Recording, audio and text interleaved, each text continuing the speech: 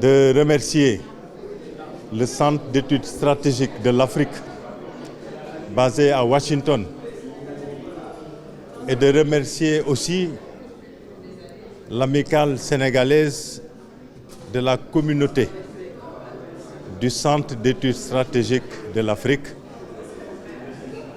pour avoir pris cette belle initiative d'organiser en l'occasion du 25e anniversaire du Centre d'études stratégiques de l'Afrique ce colloque scientifique dont le thème est d'une très grande importance parce qu'il s'agit de réfléchir sur la démocratie à l'épreuve des nouveaux défis sécuritaires en Afrique de l'Ouest et au Sahel.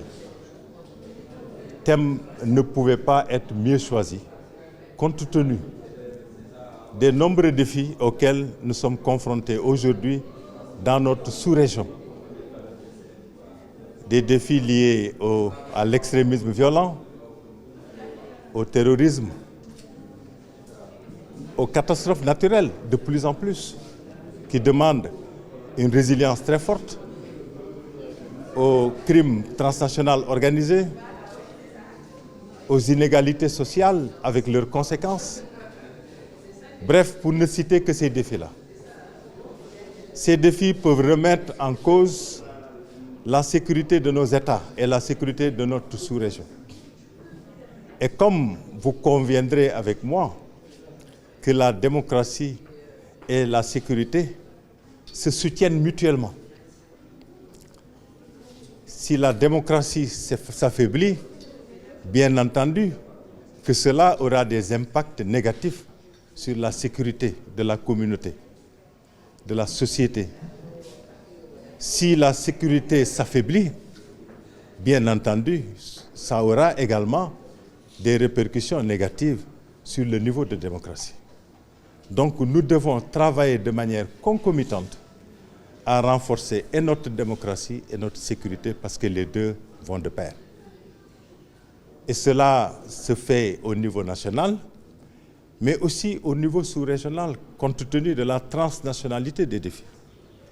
Les défis ne connaissent pas les frontières, ils sont transnationaux. Donc nos réponses doivent être transnationales. Et pour cela, nous devons mettre en place des mécanismes très efficaces, des mécanismes réduits, efficaces, réalistes, qui nous permettent ensemble, dans les sous-régions, au niveau continental, de nous donner la main pour prendre en charge de manière durable les problématiques sécuritaires. Mais cette responsabilité n'incombe pas seulement qu'à l'État.